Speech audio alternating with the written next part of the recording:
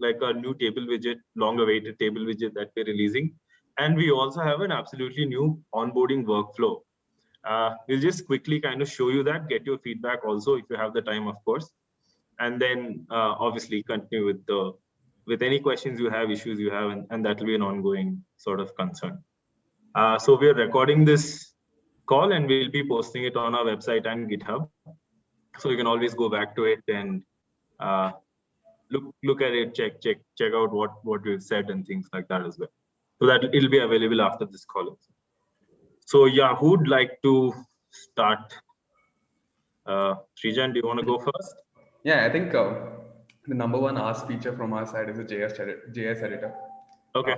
Actually, the number one was AppSmith Auth, which just landed, I think, last week, and I've been using it. I've been really liking it. And kind of that compensates for the JS editor because now we can just write complex workflows in the backend. And because we know that the calls are authenticated, we don't, like, it's fine. You write it the front and back end, it's the same thing. Okay. It'll be nice for the JS editor to be there, but I think it's pushed down in priority now, given that we have something in place. Second thing is, I think you guys are anyways launching the S3 backend, which I saw in the talks. That'll be nice. Actually, Ria and Ankit are in our team, and they joined recently. Ria has been trying to integrate some things to AppSmith using S3, but we've been doing it on our backend. So having that will also be really great. Okay, so one more thing I forgot to mention in the beginning is that Sumit will be showing us the S3 plugin today. So we have that also ready. So Sumit is all ready to show us that plugin. Yeah, we'll demo that as well in the end. And that kind of makes the effort that Ria put in redundant. So Sorry, Ria.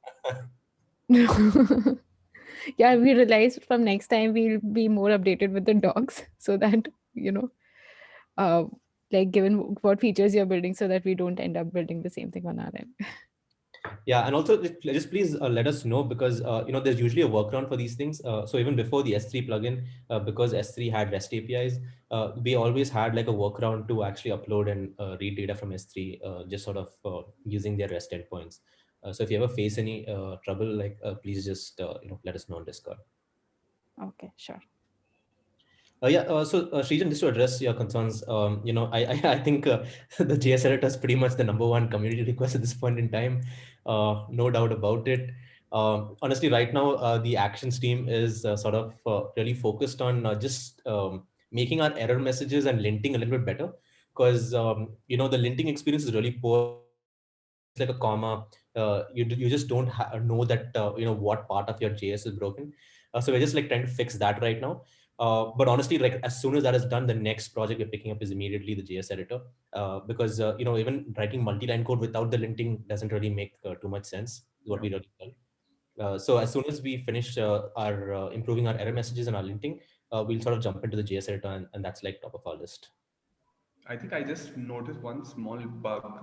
It was in modals. Like whenever I update something using modal, if there's a form, and then I go to another row, the modal still populates values from the previous rows.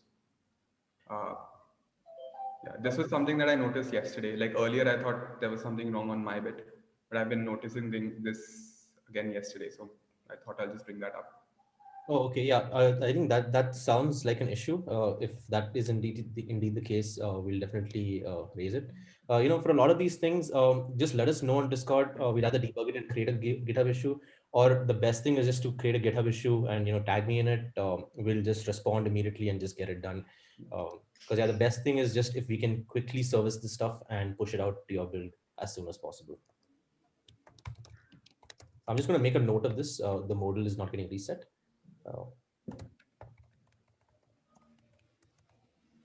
Yeah, and we'll just look into this very quickly and try and get it done. Yeah. Cool. So do you all have any feedback of the platform, any other feature requests apart from the S3 plugin and the JS editor? Any other major issues you've been seeing? Any concerns you have around the platform? I have one feedback. Like right now, if multiple people are editing on the panel, then we actually have to, one of us has to always close the tab. So because otherwise there are clashes in the versions. So if we could allow support multiple people working on different panels, so I think that would be a good development. Yeah, or as just as a fix for now, could there be a way to just lock editing for a while? Because what happens is, sorry, what happens at time is like multiple people are editing and the features get overridden. So if there's just a simple lock to ensure that these things don't get overridden. Thanks for bringing this up, by the way. This is definitely a problem that we know of, and we've been thinking about developer collaboration on an application. And I'd actually love to hear a little bit more about this. Do you have multiple people working on the same app, or is it like somebody's working on the API and somebody's working on the UI? Like generally, when do you see this sort of arising? So Ria, do you want to take this? So actually, it happened that both of us were working on different dashboards, but in the same. I don't know what is the terminology that you use. Different but tabs of the same we tab. were working on different tabs, but in the same dashboard. So my change got overridden because Srijan had uploaded something, and we that at that point of time we did not know that there would the conflicts will not get resolved. So after that we stopped basically every time the one of us is uploading making any changes, we tell the other person so that there are no issues. Got it. So I'm guessing like your application has multiple pages, and maybe like somebody was working on one page, somebody is working on another page, and Right. these two sort of got overridden. Is that Yeah. right? Hmm. Okay, got it. And so is it different pages or different parts of the Different tabs on the same page. different tabs on the same page? Yeah. Got it. So two people are actually building on the same application at the same time. Yes. Kind of, yes. Got it. Cool. Okay, that's pretty interesting. To be honest, we've never used multiple pages in the same application. Okay, and any reason why is that? Like, I never thought it was possible. you never thought it was possible. I think we've already talked about how discovery is a little issue with AppSmith. Right, right. Okay. So you're saying that you sort of didn't know that you could have multiple pages in an app. Yeah. Cool. Cool. That's also great feedback for us. So multi-user editing and sort of multiple pages. I think the first step is just enabling a lock, because sometimes I don't ping people and I edit things and then changes just get overridden. Right. Got it. Yeah, I think I think just collaborating inside an application environment is super important. It's something that we know has been missing for a really long time, and this is actually going to be one of like our core focuses over the next couple of months, which is just enabling the collaboration of the entire development team as well as the business team, so that features get out faster, bugs get resolved quicker, applications can get built quicker, just simply because a team is working on it rather than an individual. So that this is definitely something that makes sense for us to do. And also, are you thinking about any charting plugins or something in AppSmith itself? So actually, we have a contribution up that's going to increase the number of charts we have. So right now, I think we just have 3 or 4 simple charts: the line chart, bar chart, graph chart. What I think the contribution is going to actually allow us to use every single Fusion chart that's there, as well as every single Plotly chart that's there. So that should like just drastically scale the number of charts that we can use. Do you have any specific request or anything that you found was lacking in the charts? Not really. I think we recently started using Google Data Studio for the same. Would have been nicer that if we had like everything in AppSmith itself. Makes another thing redundant for us. So any thing specific that you found Google Data Studio had that AppSmith was lacking? Yeah, like Actually, I hadn't explored charting at all at AppSmith. Just that we were having this conversation yesterday. I brought it up right now. Okay, cool. So we do support charting. We have bar graphs, we have line charts, we have pie charts. So basically, all of your the most basic two-dimensional charts, all of those are sort of supported. What we are currently working on is expanding those to the rest of Fusion charts, which will also consider 3D charts. It will also consider time series charts. So those are currently not there. They are kind of typically for more advanced BI type use cases. So we hadn't covered them yet, but those we'll also expand to soon. And that should suffice for now. We don't have really complicated issues. I think I will explore them later today. Got it. Yeah, awesome. So do let us know if there's anything lacking in our charting. Yeah, we'd be happy to help you there as well.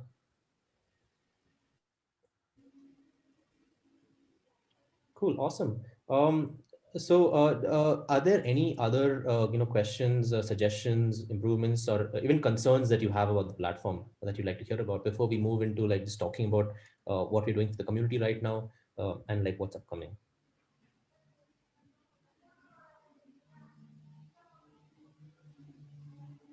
Nothing from my Actually, I have one feedback also. So I think people are very much used to Excel when they visualize data.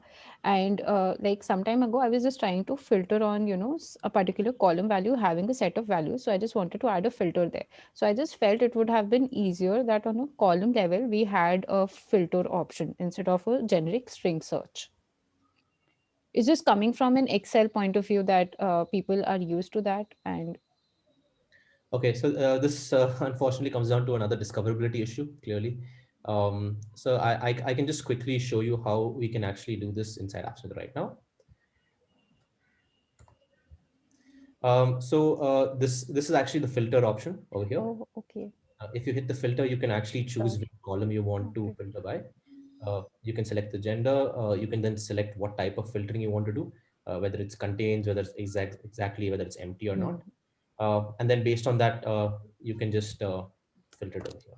Makes sense. Yeah, yeah. Thank This you. is automatic, and you can add multiple filters or ands. You can combine them pretty much however you want. Okay. Yeah. So this should suffice, right? Yeah, yeah, yeah. Thanks. All right, fantastic.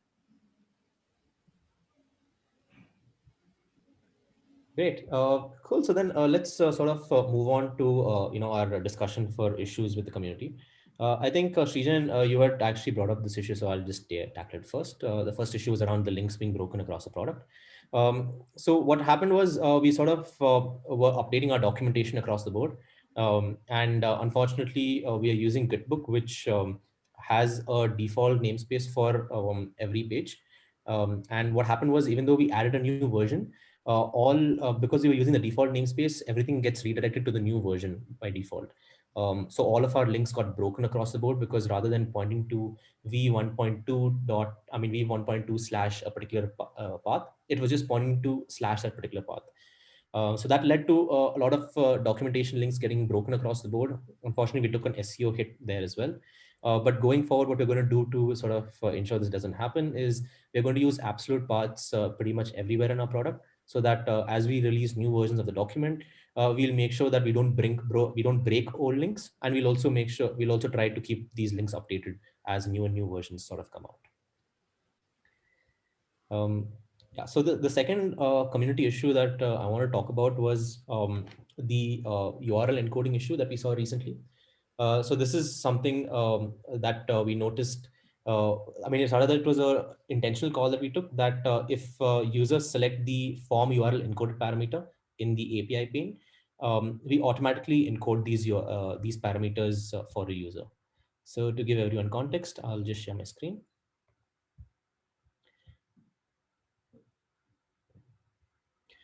So over here, if a user has a post request that they are trying to update, and they select the form URL encoded parameters, so the parameters within these fields automatically get URL encoded while they are sent. So this is key, and this is value with space. So this automatically gets URL encoded as it is sort of posted, to the backend. And unfortunately, there was a case where a user sort of wanted to pass in the URL encoded values here itself. So what ended up happening was there was a double encoding that took place, causing the API to fail. So the user had to just first decode it and then sort of pass those values, and that kind of worked out. But taking a look at API testing tools like Postman and Insomnia, we realized that they also do this. But what they sort of do is allow you to have a setting over here that allows you to simply turn this option off. So our simple resolution for this issue is going to be to give users a setting where they can turn it off. And this will still continue to be on by default, because we think that in most cases, URL encoding is sort of expected for these parameters. Nikhil, I actually had one more issue that you brought up.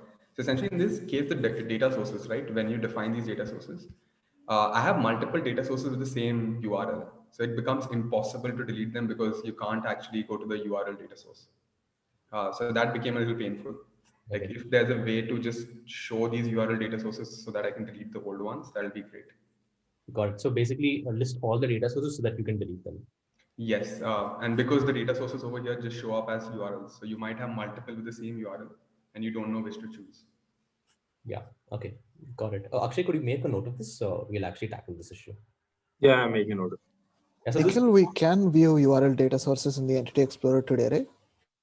so the problem is that even though you can view this URL data source here, there's no way to delete it right now because it's now tied to a database. And as soon as you delete it, you'll go. Oh, away. I see. So if I do a backspace over there, it'll just go away. So it's almost like it's just trying to delete it and go back and forth. Yeah, no, I think that's definitely a fair point. This is something that we sort of need to really work on fixing, which is bringing the data sources to the organization level so that you can actually view all of your databases and data sources at the org level, and then you can manipulate them at an org level as well. So yeah, I think that's an issue we'll definitely try and pick up. Cool. So yeah, the second issue that I wanted to talk about was we've been getting like a sort of inflow of different widgets that users want to improve the type of applications they have on AppSmith. I think the latest two widgets that we got requested for were the list widget, which we're currently working on. The other is the tree widget, which is a sort of hierarchical widget similar to the one. I mean, maybe I can just pick up the issues over here and we can.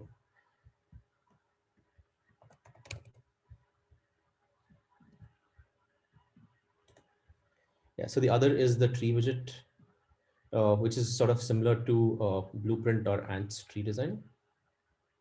Something similar to like our Entity Explorer, so that you can sort of navigate through this entire list much faster. And I think the other was like something like a nested selector widget. Select. Yeah, so this allows you to sort of, it's a modified version of a dropdown, which has, a more complicated selection. I just wanted to hear from you all. Are there any specific widgets that you feel AppSmith are lacking? Something that we really need to add to sort of scale this, because our number one priority over the couple of months is going to be to scale these widgets to like about 100. We want to get to like tons and tons of widgets. So I just wanted to hear from you all, like, how do you all think about this?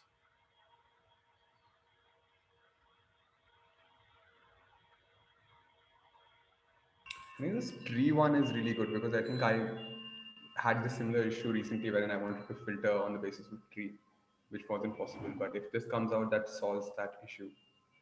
This tree selector over here? Yeah. Got it. And could you tell me a bit like how do you expect to sort of filter it out and like what is the type of data you were looking at? The whole idea was there's a conditional filter. So we have, so let's say we are doing, in our case, we have trial classes. So first you select the age, depending on the age, you get different classes for that age group. Once you select the class, then there are like subclasses depending on age and the class itself. So you have to manually put the filters in JS so that you can do it. If Right. this president actually solves that issue. Got it. So this will basically allow you to conditionally structure the data so that as you're selecting the parents, you're also like able to filter down to the children. Yes. Sort of. Okay, got it. Cool. That's a pretty interesting use case to use the tree widget for. I think that'll just help us build this a lot better in the future. There is something that I was looking at recently. Again, I'm not sure if it exists because I didn't really explore. But what I was looking at was I wanted to create an array of objects, and basically a user on clicking a plus button gets another bunch of parameters added, and those bunch of parameters form one object in that array. I'm sorry, I didn't quite follow that. You want to have an array of objects, and on clicking a plus button. So basically, it's something like we have a form, and a form has something like say a child name and a child's age. Now, if a person wants to add another children in that particular form, all they have to do is click a plus button, and the two parameters of child name and child age, input boxes are shown again, and something of that sort. Got it. Field set which you need to repeat multiple times, and you Yeah. don't have a fixed number. Okay. So this is something that's actually not possible today. This is a great request, but fortunately we are already working on it. This is going to be part of our list widget. So the list widget is essentially going to have a repeatable container where you can drag any sort of widget inside of it. And what you'll be able to do is then control the number of list items based on a data set. So every time the user presses a plus, you can, for example, append one item to the array, and automatically a new list will get spawned with a new data set. And what happens is that the list, unlike a table, every single row in the list is customizable. So it's just a container which you can drag any type of widget into. So you'll be able to create like very complicated UI with it. Oh, okay, nice. Cool. Great. Like I think so it's really good that at least most of the things that you've asked for are sort of already in the pipeline. I'm pretty sure we should have this in another 2 weeks. We should have it out. Any other requests for widgets, things that you feel are sort of lacking? How do you all think about widgets in AppSmith? I think, to be honest, right now, most of the use cases are covered as such, because I think we haven't explored very exotic forms. The tree one was the most exotic and very important. So not sure what else you can add over here. Got it. Apart from charts, obviously. Charts as a widget would definitely help. Yeah. So yeah, I'll just quickly also just demo what we have in the charts widget today. Along with this, Nikhil, maybe you can also demo doing this on a different page, just so that it's clear how pages work. So you can just press the plus button here, by the way, and create a new page. So this is a fresh page, and you can have like multi-page applications over here. Yeah, here I can basically drag a chart widget. So the chart data type is an array of X, Y. And this is the same for a line chart, whether you have a bar chart, a pie chart, a column chart, or an area chart. So these are like the 5 charts that we sort of support today. If you have another chart request, please just let us know. It'll be fairly simple for us to add it. Charts come with a title out of the box. And as usual, you can sort of bind this data to a different data set from, let's say, a query. But you'll also have to make sure that you're mapping that data set over here. So that's essentially how you can have charts. The good thing about charts is that they're also multi-series, not only single series. So what this means is that you can actually have 2 separate charts as well. So let's call this orders. And let me just add, let me just check the values.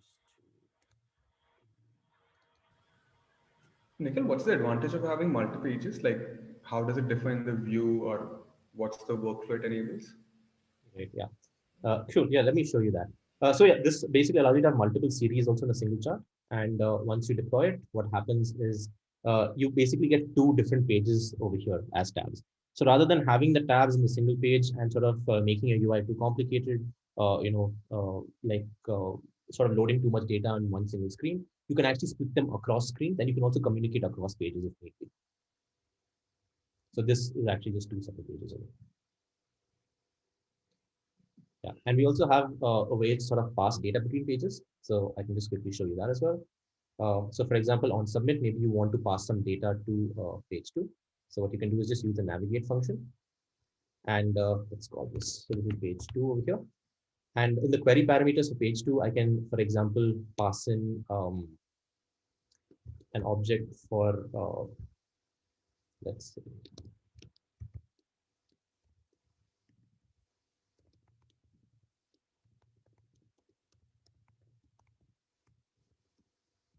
Yeah, so Nikhil at appsmith.com. And what this will do is, as soon as this is passed, a query parameter gets appended inside the URL here. And now if you want to read the data that the previous page sent you, all you really need to do is access it using the context variable AppSmith. So AppSmith is like a context variable that's there pretty much across all applications. And it allows you to access different parts of the global application, like to store the URL and the user. So you can just say appsmith.url.fullpath. So this gives me the entire path. But since I only want the query params, I can just say query params.email. And this gives me the email. So I can just automatically share data between pages in this format. Or I can also just store the data inside the local storage and just access it from the local storage directly as well. So this is kind of how you can communicate across pages.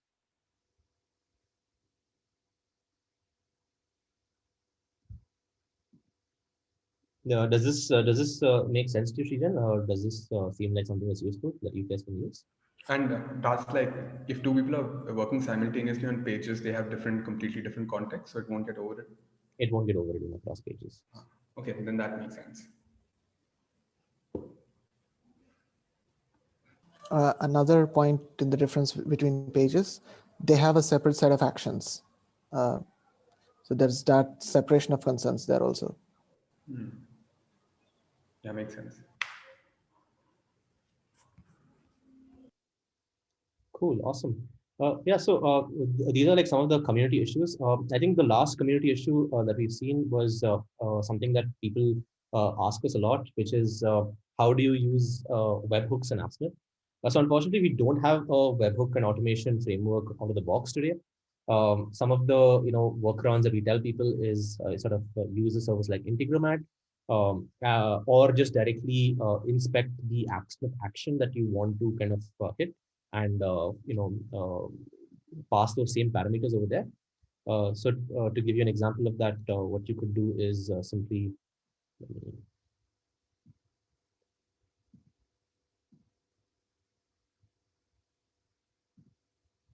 yeah. So if, for example, if fetch users is an action that is run and you like to hit this query from, let's say, a separate webhook and get the response of it, what you can do is actually just inspect this particular query, see what value is getting sent out from the network.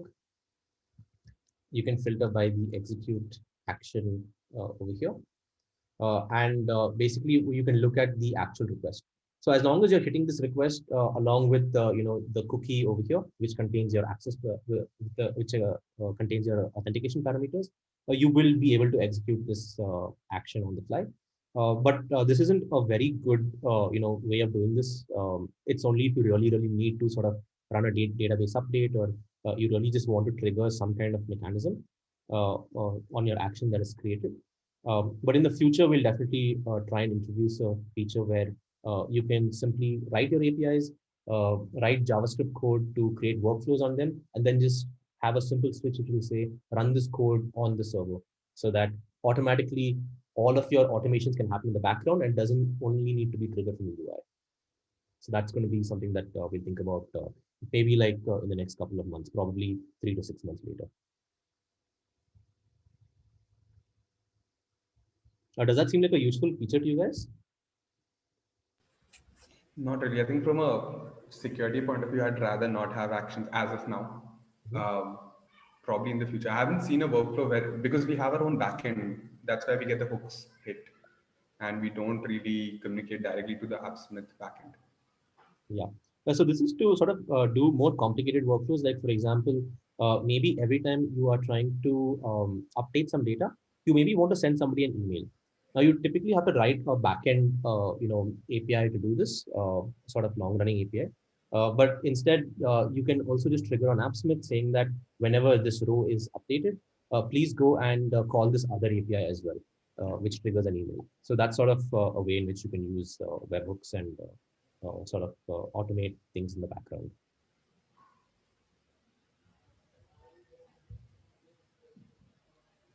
Cool. All right. So I think the next thing that we had was just the demos. So hopefully this is something you guys are looking forward to. Sumit, why don't you actually begin by showing us the S3 plugin that's coming out? Yes. So let me share the screen.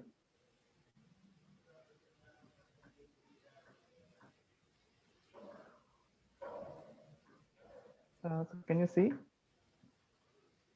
Yep. Okay. So this is an S3 plugin, which is so a work in progress right now. Should be available very soon. So let me walk you through what the interface is, and maybe you can give some feedback on what we can do to make it better. So say I want to create a new data source. So this is how it's going to look.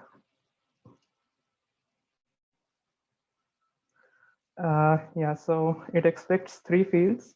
The access key and secret key, which you can get from your Amazon account. So documentation has linked to a page where you can find information on how to get these two fields and then region also. So I have a data source already created, and I have also created some queries. So I'll just jump to that. Okay. So essentially there are 4 types of queries. So one is list files in a bucket. So if you have a bucket, it will list all of the files in the bucket. The other one is to create a new file, which can also be used to upload a file to S3. The third one is to read a file. So using this option, you can either read a file and display the information, or you can also download the file. The fourth one is deleting a file. This action is to show you how list file works. So in list file, we have a few other sub options. So one is a prefix. So if you want to search files with certain prefixes, you can enter a prefix here. Apart from that, there is an option which says get signed URL.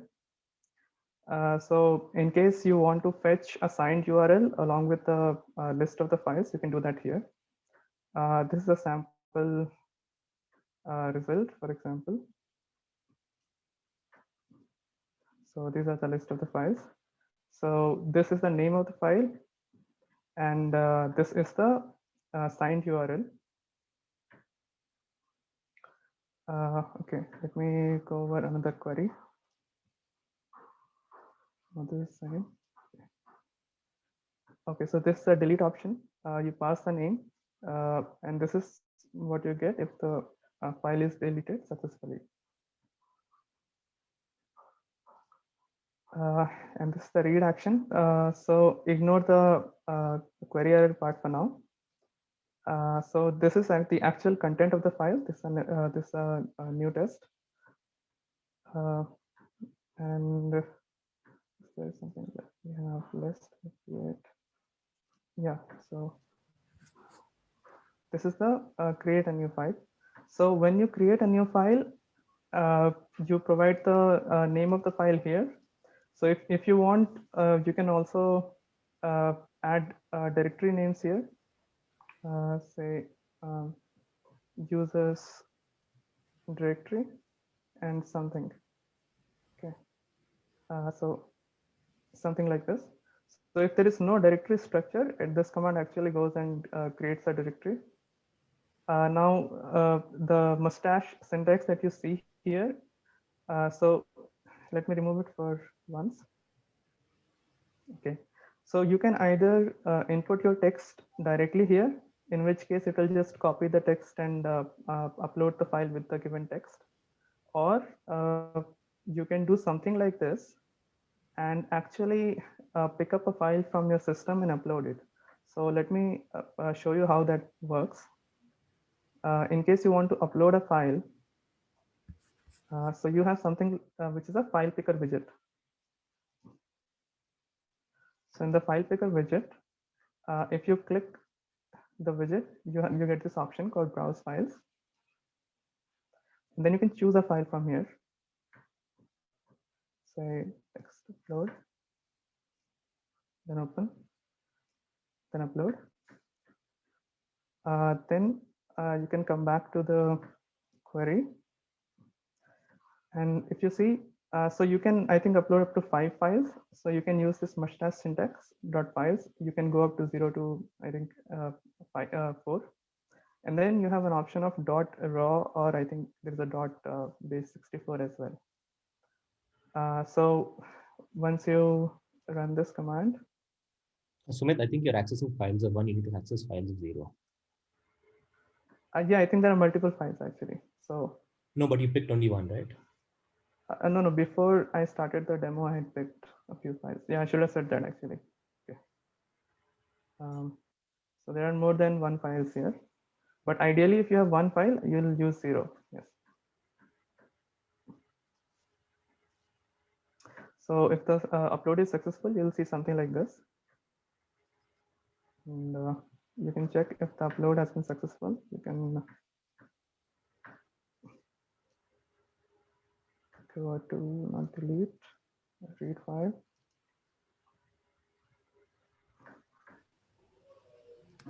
The file viewer will show all kinds of files, text. This is only text, but I'm guessing image, videos. No, it will show any file, absolutely any file.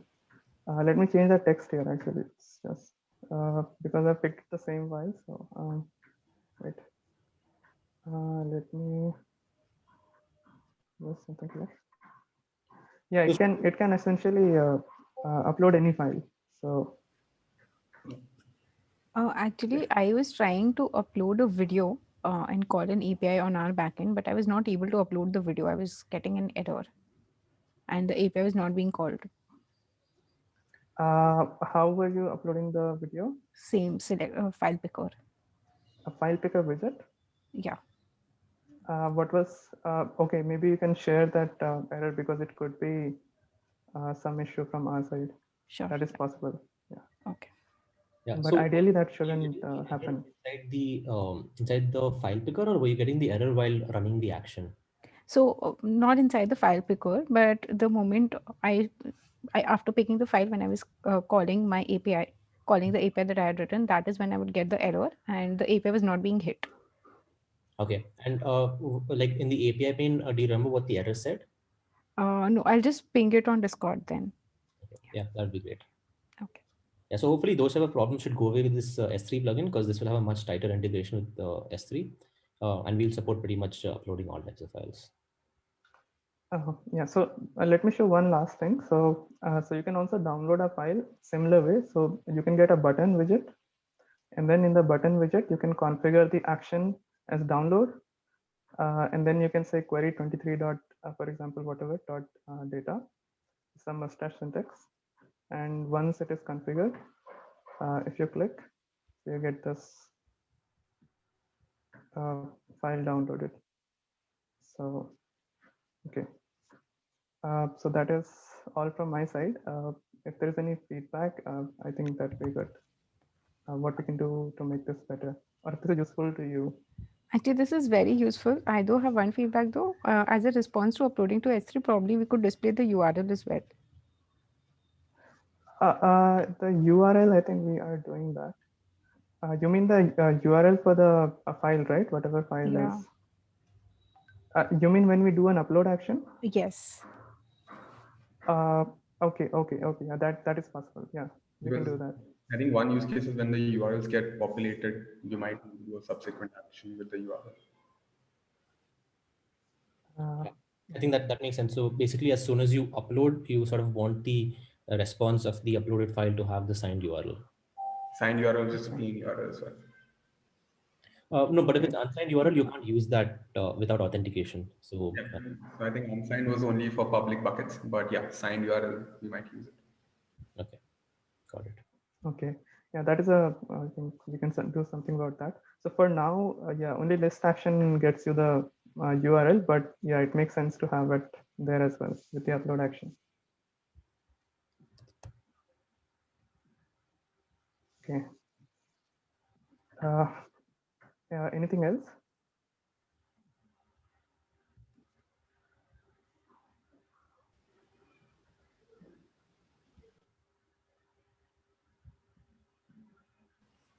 I think this does what we wanted and kind of tried to implement.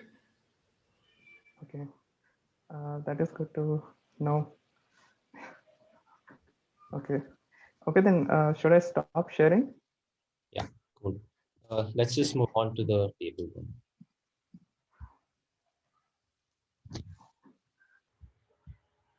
Cool. So I'm just going to show you sort of changes in our table that we've been making. I think in our current table, it's very simple in terms of the things that you can do. Most of the manipulations to the table, you have to write it in the table data. You have to write like complicated map functions. There's not really a lot of styling options, whereas tables really need to be able to style things at the row and column level as well. So along with the changes to table, what we've done is we've actually allowed you to manipulate properties at the column level. So now when you bind to a particular data field, automatically the columns associated with the widget start showing up over here. So this allows you to like hide and show columns very quickly.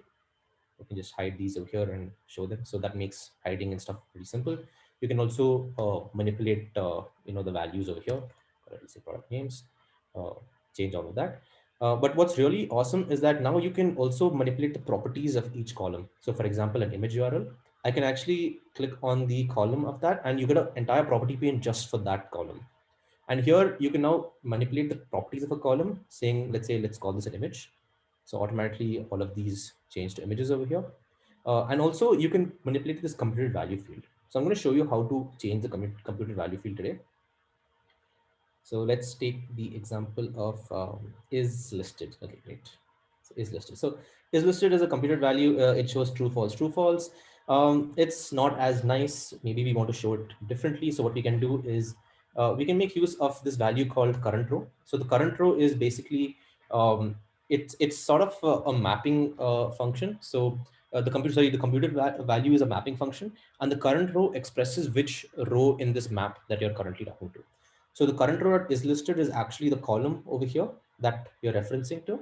And what we're going to say is if listed is true, then let's, instead of this, let's show, let's say, sorry,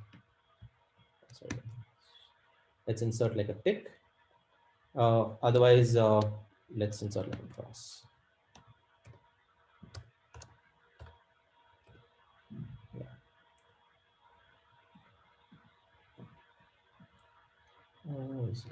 This. You want to wrap those in double quotes, I think. Oh, sorry, the tick and the cross. Yeah. Yeah.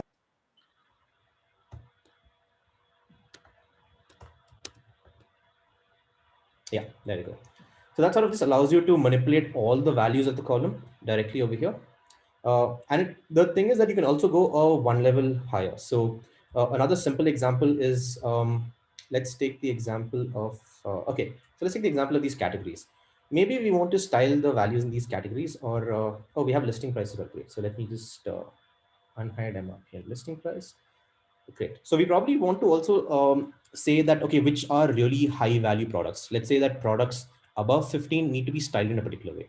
So what we can do is we can say that let's change the text color of, or rather the background color of those cells which have the current row dot listing price is greater than 15, right? And if it is, what we'll do is we'll show red. Otherwise, let's just show gray.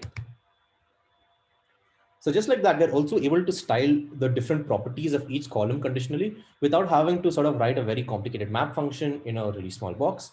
And we can do this for pretty much any property over here. So all of these properties can actually access the current row, and we can conditionally style pretty much all of them.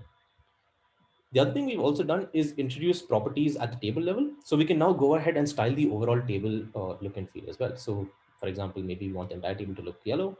We can go ahead and do this right out of the box. So things like aligning the text, maybe we want everything to be center aligned. Maybe we want the text size to be changed to, let's say, heading 3. We can do all of these things right inside the table right now. And the other change to this entire process has been the row actions. So this is something that we got a lot, which was in our current property pane. Maybe I can have an example somewhere. Right. So in our current property pane, if we had a row action and we added a button to it, there was really no way to convert this to JS, because what happens is after you have, let's say, one API call, you're kind of limited by the on success. You can't sort of write conditionals over here. You can't really use the power of JavaScript, and there's no way to change the row button to JavaScript. So what we did differently inside the new table is that we've allowed you to create a new column altogether. So you can create a custom derived column. And this custom derived column can now basically have a column type, which is a button. So in the future, we'll also introduce different column types, such as we'll allow you to have checkboxes, we'll allow you to have date pickers, we'll allow you to have drop downs, all within the cell of a column itself. And you can just change the color of the button right now. And similarly, you can select the on click of the button here. So over here, if you select, let's say, fetch user.data, you can now go ahead and convert this to JS right out of the box. So if you didn't like what was there before, you can write fetch user.data.run. And on top of this, just write what other code you want. You can say show alert. And that just pretty much fetches data as well as like sort of, does a show alert right after this. You can also sort of conditionally change these values, saying that based on the value of a particular column in the table, maybe I want the action to be, read or not. And we're also adding other properties like disabling the button. Like maybe if this was orders and this order was already refunded, you'd probably want to disable the refund button next to the table so that nobody can, double refund a particular order. So all of these properties will sort of be customizable at the column level now, and you'll have complete control over the table without needing to map over every single property of the table. That's sort of the idea. Do you guys have any inputs on this? It's a big time saver to have the columns over there. Otherwise, it was a very manual process to disable columns. Yes. Yeah. And even computed values was something that I have wanted for a while, wherein you can just add a column which is a computed value. Yeah, you can have a column that just takes in values from multiple other columns. I think this is text. I can say this is the computed value of the current row dot MRP into the current row, or yeah, let's say dot listing price. I'll just subtract. So for example, yeah, if you want your profit, you can just subtract the two. So yeah, all of that is pretty much possible today. It'll just simply map over it and allow you to do this.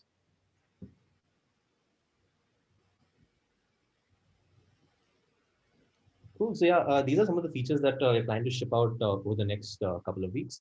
The other feature that I really wanted to show you all was the onboarding experience. This is our new onboarding experience that we're going to be launching sometime this week itself. So one thing that we sort of was always lacking was a sort of little bit of handholding for new users. So now sort of when you start AppSmith, you're welcomed with this sort of message to build an app for remote teams to sort of do async meeting updates. So a little background story on this. As part of AppSmith, like we all really hate meetings, and especially like our morning stand-up, we just thought it was getting very repetitive.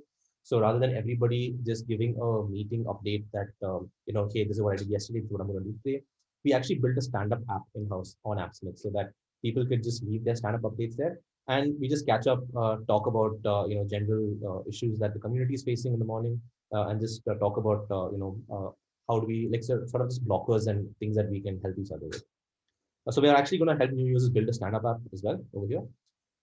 What we've tried to do is sort of make it like it's a sort of superhero stand-up app, so that this is something that superheroes would use to sort of plan their days fighting crime. As you kind of start building, it gives you like a super database where you have to like kind of create a query. And once you create a query over here, you can see that basically your first mission is to sort of query the super updates DB. And it sort of takes you through how you can do this. So the idea was to sort of first explain the concepts of querying databases to users, give them some kind of positive reinforcement, and then lead them to sort of create their first widget and connect that to a data source. So if you'll also notice that a lot of the editor right now is bare bones, because we realized that because it's a creator product and there's a lot going on the screen, we didn't want to overwhelm users at the get-go. So we started by hiding most of the widgets and just sort of keeping it very simple, and slowly unraveling more and more parts of the application as people begin to use it. So here we talk about just using JavaScript to connect data. This is something that a lot of users really struggle with at the get-go. This sort of brings in some new data. And here you can sort of create an input and submit a new action to create a new query. And then basically, if at any point in time you're having trouble with all of these steps, we also have like a simple cheat button that will sort of do it for you.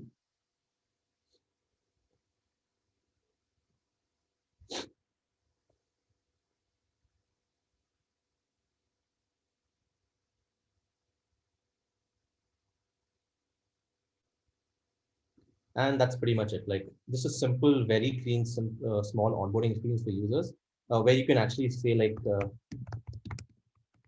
it is my update for the day.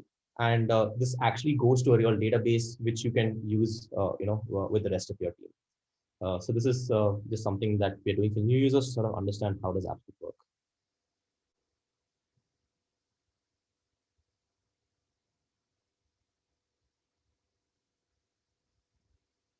So I have to ask, what's the next mission? So the next mission essentially takes you to our tutorial. So this is our documentation tutorial, and this kind of leads off into creating more products on the AppSmith platform, teaching you more concepts, just sort of taking you down the entire rabbit hole of how does AppSmith work. Understood. Thanks.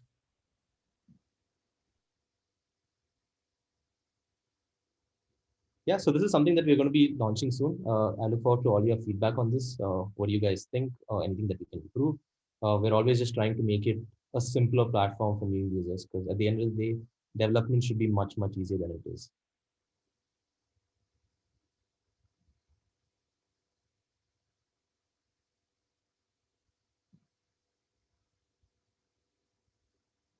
Cool. So that's pretty much all we had for today. Do you guys have any questions? Anything else that you'd like to discuss about the platform? Or maybe you could give us some feedback on what you'd like to see more of us doing with the community, more community events like this. What would you like the content of the next, let's say, community call to be like?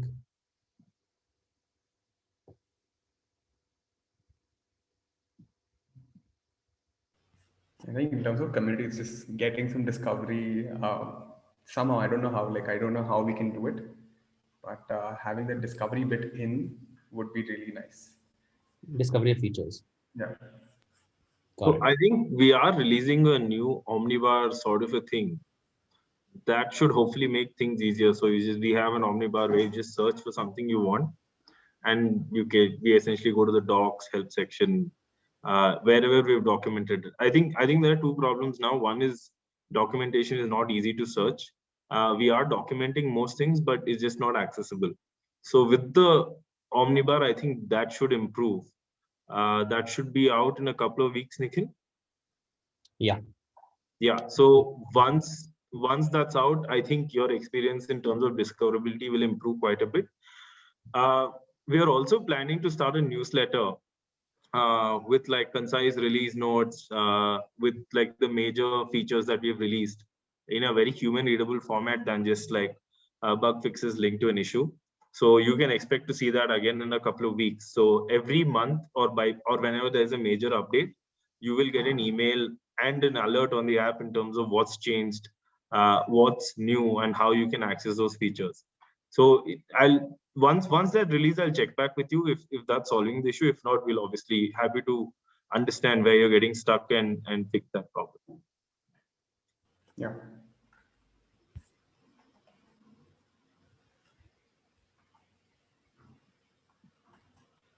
Awesome. All right. I think that's pretty much it then. Thank you all so much for joining our office hours. I think this was like a really productive session. Thank you so much for the feedback. We pretty much noted everything down. We'll dig into some of these and circle back to y'all. Any of the issues that weren't reported here, please do leave them on Discord, and we'll sort of get back to you with that.